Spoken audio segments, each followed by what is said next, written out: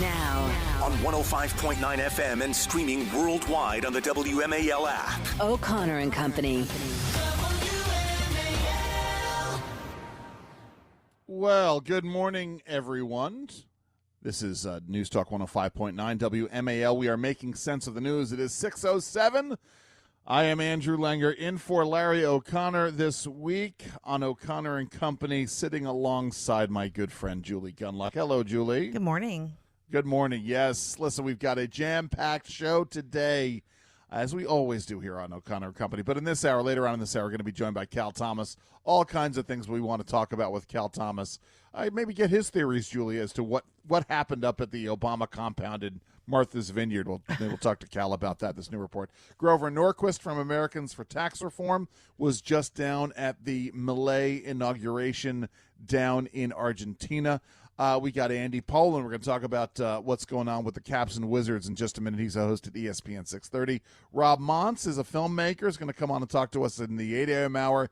Emily Miller, who's with Emily News Post, to talk about this just truly DC story of a Salvation Army food truck being hijacked over the weekend. And then, of course, we've got Congressman Chip Roy joining us. We've got all kinds of things to talk about with him.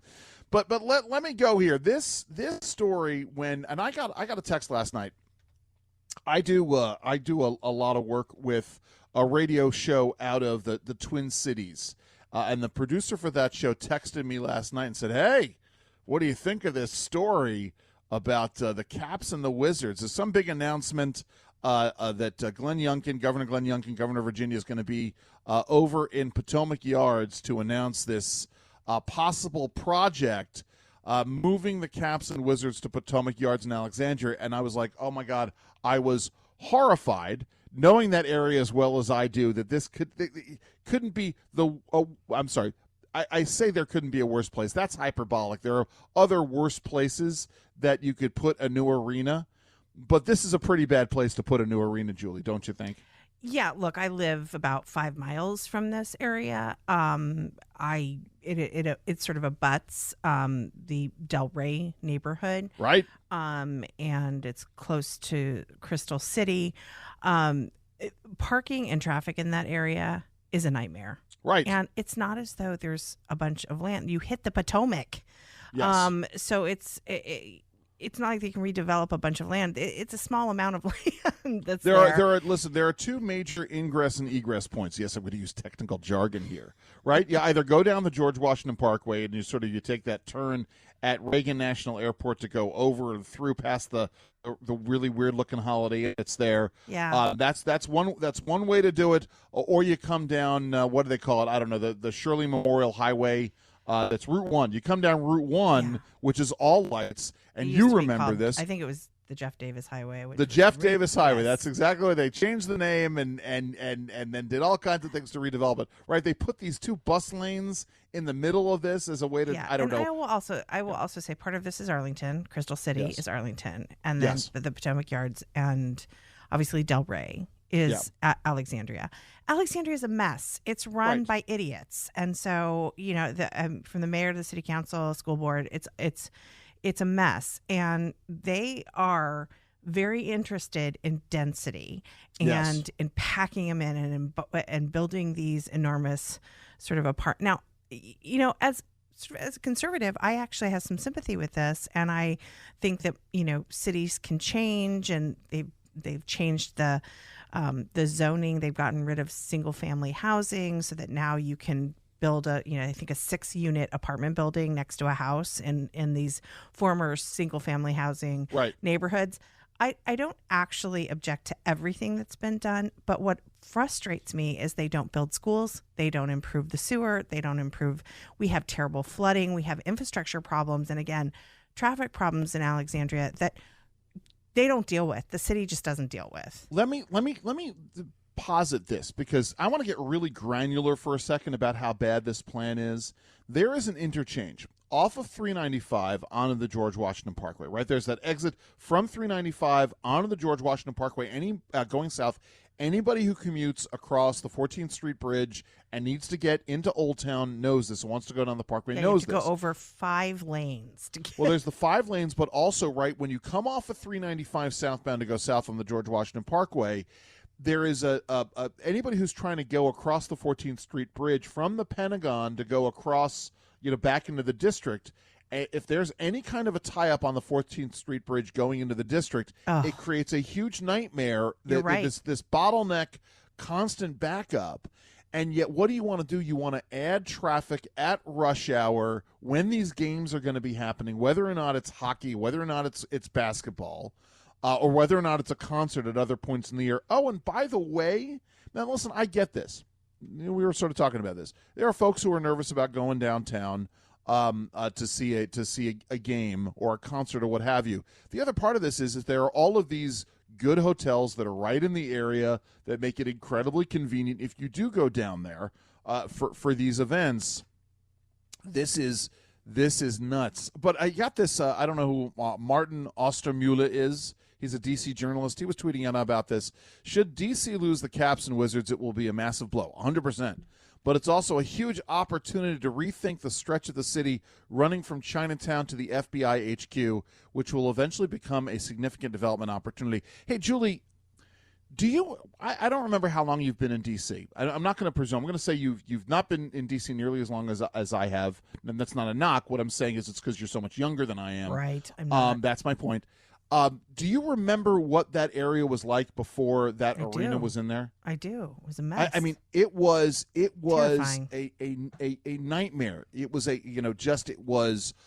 no joke, guys. Crack dens, huge amounts of homeless, empty buildings. You had the Jamal brothers who bought up buildings in that area super cheap, and they were able to turn this around and develop the center and get it all built up and essentially engage in this revitalization. They'll have an arena down there still. It won't have the Caps and the Wizards in it. I guess they could do concerts and whatever else down there. But it will cause huge problems. Yeah. It will. And look, I am all for. Look, I'm a homeowner in Alexandria, Virginia. I am all for that area being built up. I just don't know if there is enough land. And I get it. They can build underground parking lots and all of this, but sure. There is also a concern in Alexandria about green space, and I think this is a legitimate concern. Sure. That people are really worried about losing a tree canopy and losing any kind of soccer fields and just green space right there. There's also some environmental concerns, and I'm no wacky environmentalist, but I'm also concerned about land use in this area, a very small patch of land. So there is part of me as a homeowner that's interested in this kind of development, but I worry about the leadership in Alexandria and the management of this, and the fact that this will bring so many more people in an already overly dense area when we don't have the schools and we don't have the infrastructure to support this type of development. Here's my question, and I don't have the answer to this, which is, are they going to destroy the big strip mall shopping center that's down there? Is that where this is going to go? Do we know? I'm sure they will. I mean, I don't know, and I don't want to say that but here's I my don't point. I actually used that Best Buy for the first time in years at that Potomac Yard shopping center. It is an essential thing when I'm up there. Anyway, I'm very concerned that about one. this. No, I don't know about that one. See, I'm thinking this is actually south of that, where there's a Target and there's another strip mall down. Right. No, Route it's all 1. the same. It's all the same thing. Well, it's all one. okay. Well, anyway. The point is that I don't know exactly, but I worry about downtown DC. And I worry about whether, Alexandria can really handle this sort of density. I agree. Because this will come with apartment buildings. This will come with, And again, I don't want to be anti-development. It's a whole new city that they're building, that they would be building in Potomac Yards. Listen, we'll continue in just a moment. But first, it's 6:15 a.m., 6:15 a.m. WMAL traffic and weather every 10 minutes, first on the fives. Here is Jamie Whitten in the Deep Carpet Cleaning Traffic Center. WMAL. Making sense of the news. Live. From the Home Paramount Pest Control Studios. Home Paramount, the leader in pest control since 1939. WMAL, making sense of world events. Because those who don't know history are doomed to repeat it. Download the WMAL app to stream us for free.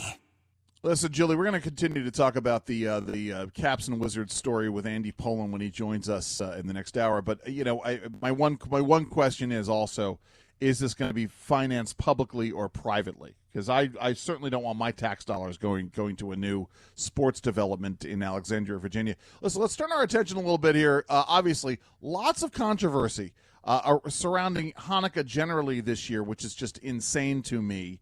But we have the second gentleman at a recent event talking about the Hanukkah story. I'm sorry, Vice President Kamala Harris, her husband Doug Emhoff, botched the story of Hanukkah so badly in a social media post, but he deleted it. But not before social media pundits pounced.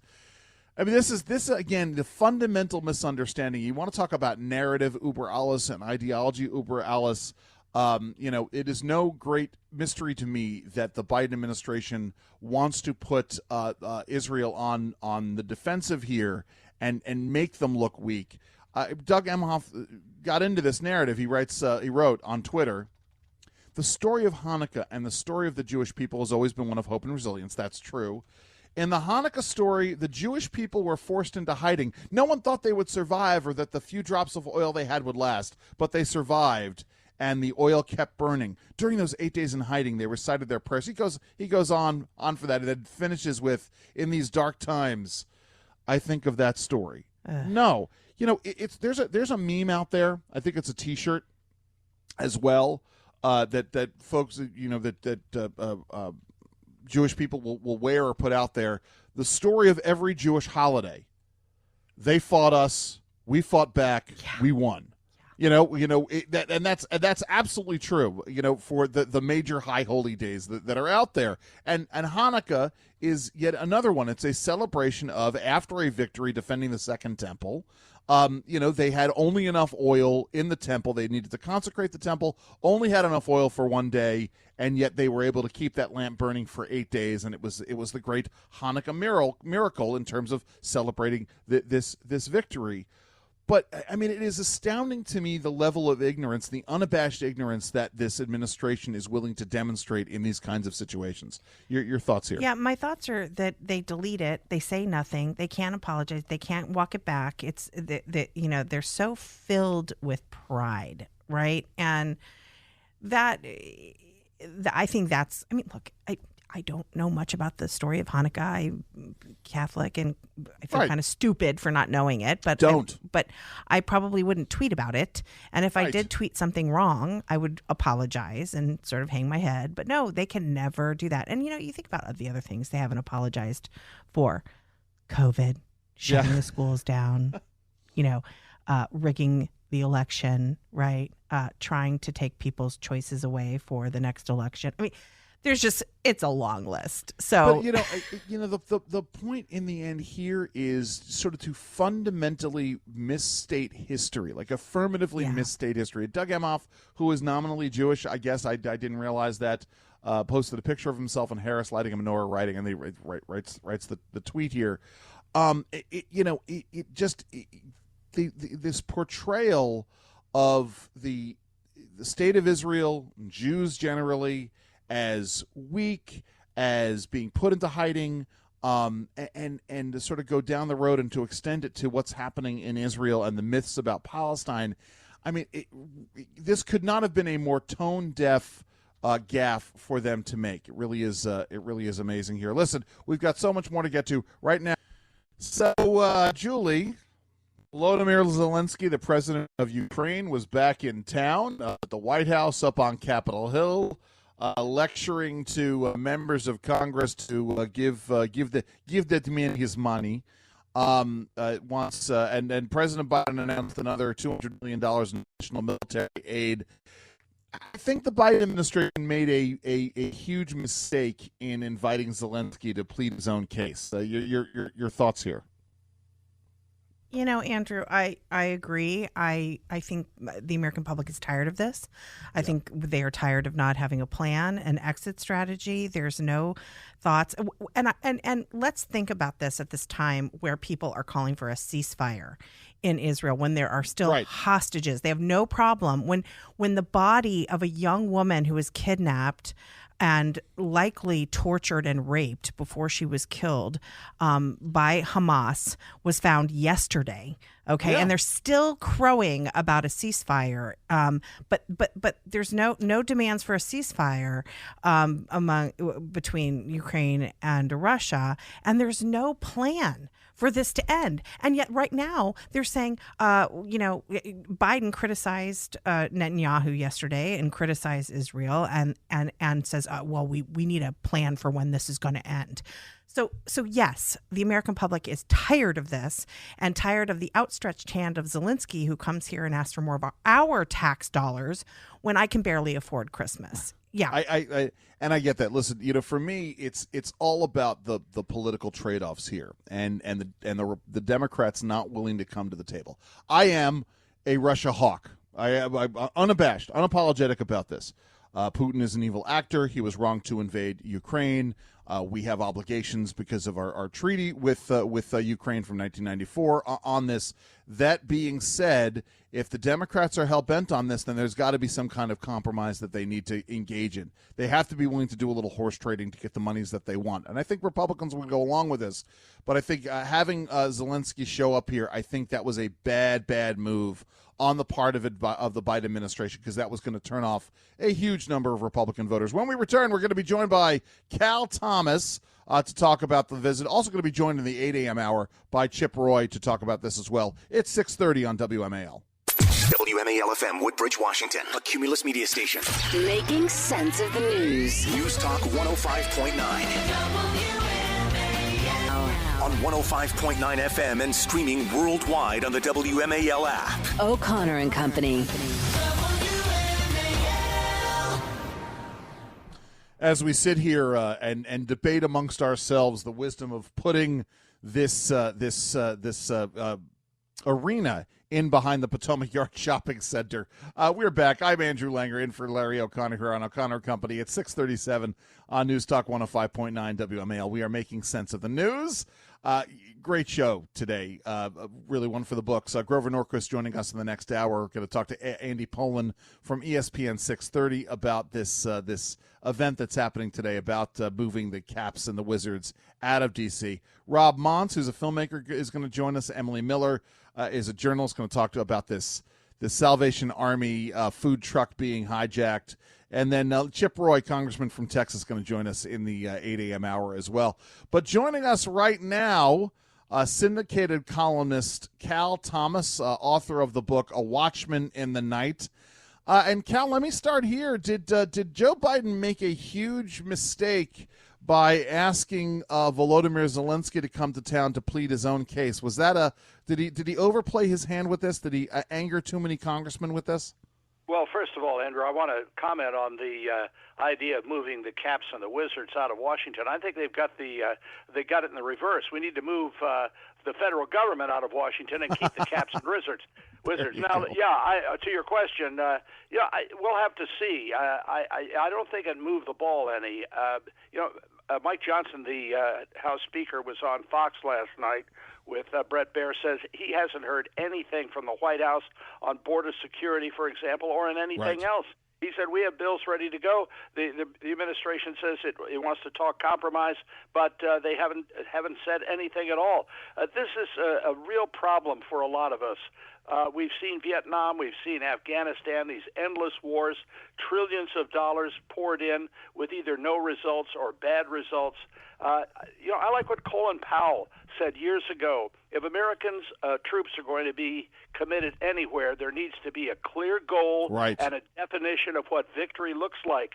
There is no clear goal when it comes to Ukraine. Neither side can state it, and we didn't hear it yesterday in the meeting with congressional leaders and Zelenskyy or with President Biden or at that news conference. What is the goal? What is our objective? And, I think there's an argument that if we don't win, then Putin will be in encouraged to go after Latvia, Estonia, and the other former Soviet blocs.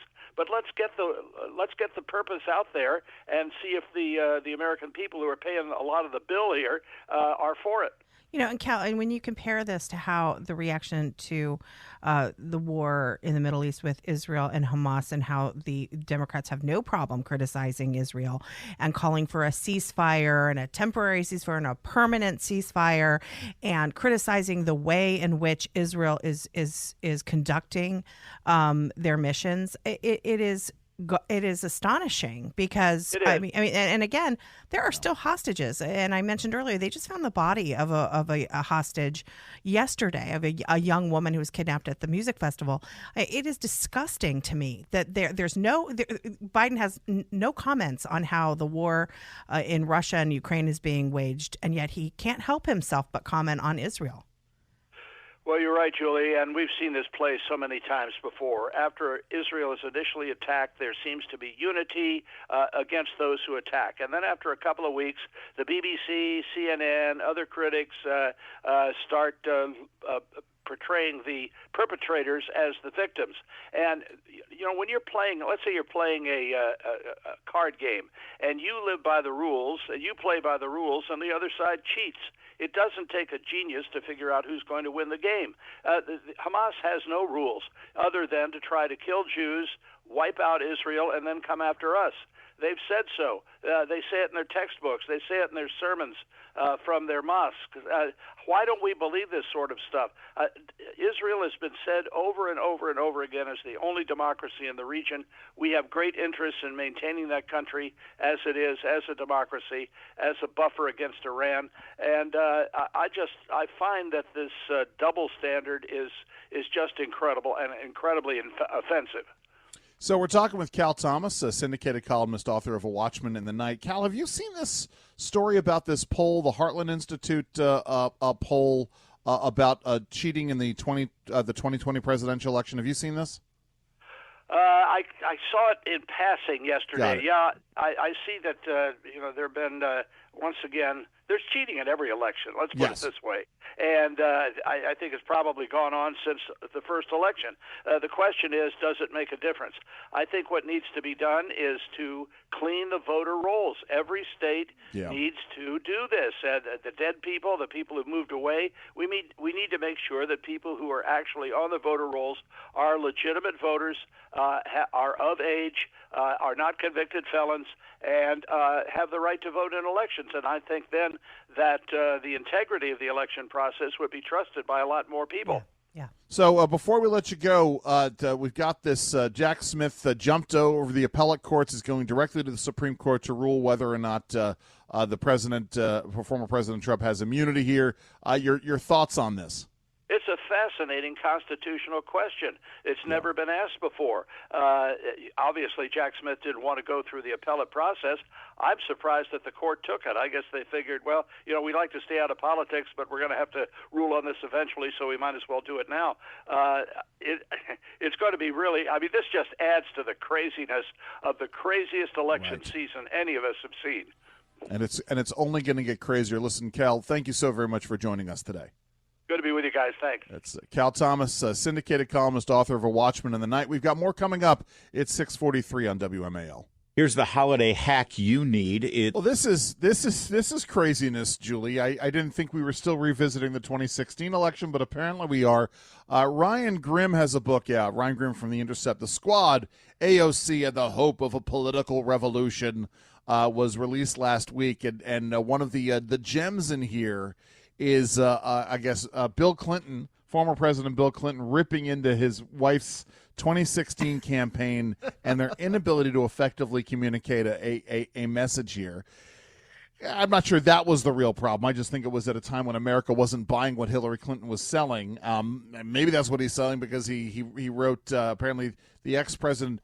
I don't even know how I could say this. Essentially, he was making a comparison that just say P. Okay, the P word. They could not sell P. Like they couldn't urine. sell P on a troop train. All right, I appreciate you helping me. Is that right? that through. No, wait, maybe. Oh, that's wrong. No, it's a whole nother thing. Thank you. Okay, I read poop train. So I thought it was a whole bathroom. I ruined this whole segment. I've ruined this entire. I appreciate I'm this. sorry. The point is, oh dear, the former president was using rather colorful language to say that Hillary Clinton's campaign could not sell perhaps a commodity that soldiers might want we talked about on Susanna a troop Gibson. train itself. Yes, that's exactly right. They would make Susanna Gibson unpalatable to on the a troop train. On a troop train. That's the whole point. During the election, Bill allegedly urged Hillary Clinton's campaign not to neglect the Midwestern states, the so-called flyover states, pleas that ultimately fell on deaf ears, ABC News reported. Another book alleged that he had warned them not to ignore swing states. I mean, listen, there is some truth in that Hillary Clinton did not understand or didn't care what was going on in those states, which, of course, by the way, is why they tried to make it out as though the election was really all about Hillary Clinton's emails and the lock her up and all of those scandals, when in point of fact it was really about with the state of America and the right track and wrong track. And when we got those, what's so interesting is they are now suggesting that Hillary might be the one who should come in and save the day because Biden continues to cognitively fail. And it's just so interesting how the Democrats have no good people. Their bench is so shallow. They can't reach out to anyone but Hillary Clinton. I don't know. Something when I hear reports like that, I know because I've been one of those people. One of those people who, there are prominent people who have their supporters in these various camps, and so whenever these sort of lists get floated, there's always somebody out there who's a sycophant to one of these people. Again, I am putting myself in that category. Who will come up there and say, well, so-and-so, he's the answer. So-and-so, she's the answer to this problem. I don't think anybody, do you think anybody is seriously saying that Hillary Clinton is the person? Yes. I don't know. I think in the end, listen, in all likelihood, as I've gamed this out, you can go check this out. By the way, I host a podcast with Jerry Rogers called Andrew and Jerry Save the World. We talked about this. Our last episode, Julie, was called The Old Switcheroo. Where we posit this idea that sometime between the Democratic National Convention and the first day of early voting, the Democrats are going to look at Joe Biden's polling numbers. They're going to see that he can't beat Donald Trump despite the fact that they've been spending months tearing at him. And they're going to pull Joe Biden, and they're going to, whoever is polling best on their short list, that's who they're going to put in there. And so, yeah, right? I mean, I guess... But who do they have to choose from? They have Kamala, the woman they need to hire child actors to charm. Won't be Kamala Harris. It would Westmore, Michelle Obama.